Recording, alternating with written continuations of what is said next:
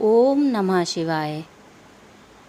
श्रोताओं, आज हम सुनेंगे नाग पंचमी व्रत की कथा। नाग पंचमी का त्यौहार हमारी परंपरा और संस्कृति से जुड़ा है। नागों के साथ जहाँ तमाम रहस्य जुड़े हैं, वहीं ये जीवन की रक्षा करने वाले भी माने जाते हैं। नाग पंचमी पर विधिवत पूजन करने से इन देवता की कृपा मिलती है। साथ ही व्रत कथा पढ़ने का भी विधान है। नाग पंचमी सनातन धर्म का एक विशेष त्यौहार है, जिसे हर कोई बेहद श्रद्धा और आस्था के साथ मनाता है। यह पर्व नाग देवता को समर्पित है। कहते हैं इस दिन नाग देवता की पूजा करने से काल सर्प दोष से भी मुक्ति मिलती है। आइए अब कथा सुनाते हैं।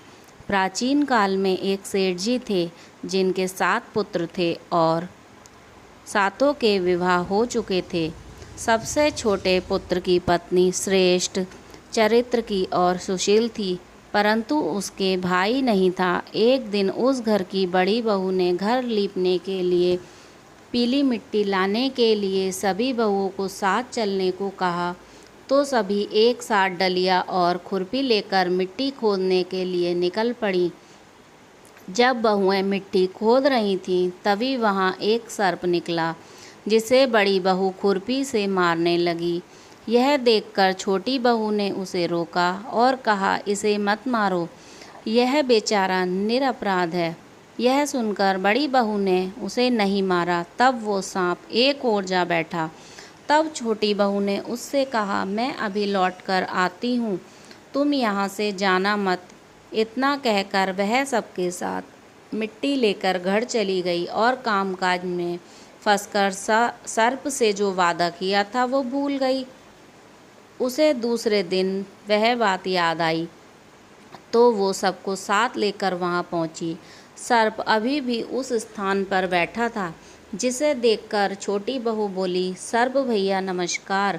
सर्प ने कहा, तू भैया कह चुकी है, इसलिए तुझे छोड़ देता हूँ, नहीं तो झूठी बात कहने के कारण मैं तुझे अब तक दस लेता। वह बोली, भैया मुझसे भूल हो गई, उसकी क्षमा मांगती हूँ।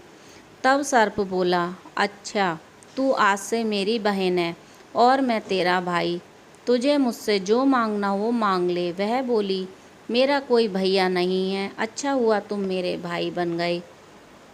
कुछ दिन व्यतीत होने पर वह सांप मनुष्य का रूप रखकर उसके घर आया और बोला कि मेरी बहन को भेज दो। सबने कहा, इसका तो कोई भाई नहीं है, फिर तुम कौन हो? तो वह बोला, मैं दूर के रिश्ते में इसका भाई हूँ, बचपन में ही बाहर चला गया था। उसके विश्वास दिलाने पर परिवार के लोगों ने छोटी को उसके साथ भेज दिया। उसने मार्ग में बताया कि मैं वही सर्प हूँ, इसलिए तू डरना मत। अब जहाँ चलने में कठिनाई हो, वहाँ मेरी पूँछ पकड़ लेना। छोटी बहू ने वैसा ही किया और इस प्रकार वह उसके घर पहुँच गई। सर्प के घर में धन ऐश्वर्य को देखकर वह चकित हो गई। इस तरह से वो उसके घर में रहने लगी। एक दिन सर्प की माता ने उससे कहा, मैं एक काम से बाहर जा रही हूँ, तू अपने भाई को ठंडा दूध पिला देना। उसे इस बात का ध्यान नहीं रहा। उसने सांप को गर्म दूध दिया, जिससे उसका मुख जल गया। यह देखकर सर्प की माता को गुस्सा आ गया, परंतु सर्प के समझाने पर वह चुप हो गई। तब सर्प ने कहा कि बहन को अब उसके घर भेजना चाहिए। तब सर्प और उसके पिता ने उसे बहुत सा सोना, चांदी, जवाहरात, वस्त्र, आभूषण आदि देकर घर पहुंचा दिया।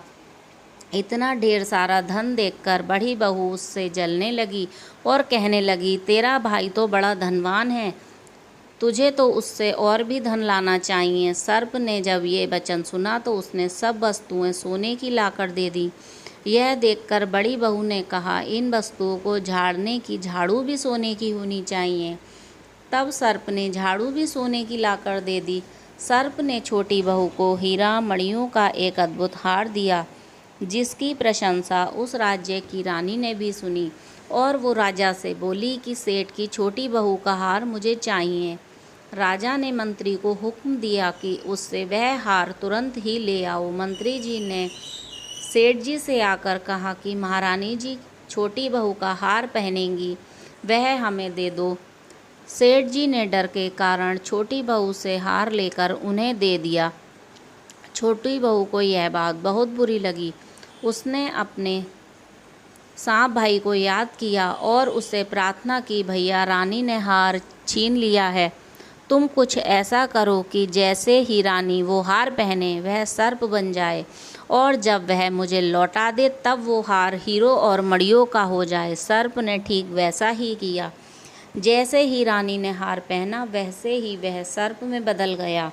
यह देखकर रानी चीख पड़ी और डर गई।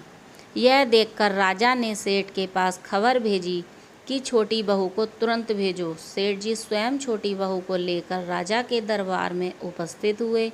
राजा ने छोटी बहू से पूछा, तूने क्या जादू किया है? मैं तुझे दंड दूंगा। छोटी बहू बोली, राजन क्षमा कीजिए, ये हार ही ऐसा है, मेरे गले में हीरो और मणियों का रहता है, और अगर इसे कोई और पहनता है तो ये उसके गले में सर्प बन जाता है। यह सुनकर राजा ने वह सर्प बना हार उसे देकर कहा, अभी पहनकर दिखाओ।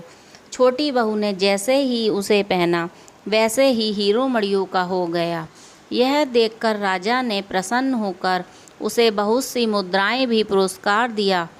छोटी वह अपने हार और इन सहित घर लौट आई। उसके धन को देखकर बड़ी बहू ने ईर्ष्या के कारण उसके पति को सिखाया कि छोटी बहू के पास कहीं से धन आया है। यह सुनकर उसके पति ने अपनी पत्नी को बुलाया और कहा कि ठीक ठीक बताइए, धन कहाँ से आया है। तब वह स्त्री फिर से अपने सर्प भाई को याद करने लगी। तब उसी समय सर्प ने प्रकट होकर कहा, यदि मेरी धर्म बहन के आचरण पर किसी ने संदेह प्रकट किया तो मैं उसे खा लूँगा। यह सुनकर छोटी बहू का पति बहुत प्रसन्न हुआ और उसने सर्प देवता का सत्कार किया। कहते हैं उसी दिन से नाग पंचमी का त्यौहार मनाया जाता है और स्त्रियां सांप को भाई मानकर उसकी पूजा करने लगीं। ओम नमः शिवाय। नाग पंचमी की पौराणिक कथा के अनुसार पांडवों के अर्जुन के पौत्र और राजा परीक्षित के पुत्र जन्मेजय ने नागों से बदला लेने और उनके वंश के विनाश के लिए एक यज्ञ किया। वह नागों से अपने पिता राजा परीक्षित की मृत्यु तक्षक नाग नामक सांप के काटने की वजह होने का बदला लेना चाहता था।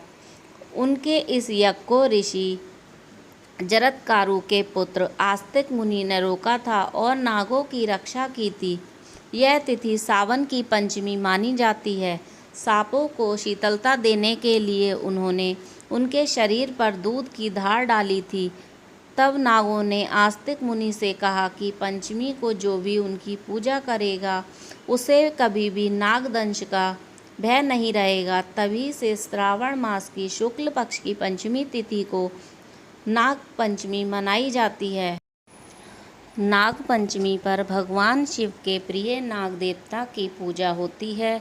इसके लिए घर के दरवाजे के दोनों तरफ नाग की 8 आकृतियाँ बनाएं और हल्दी, रोली, चावल, घी, दूध, फूल आदि से नाग देवता की पूजा करें।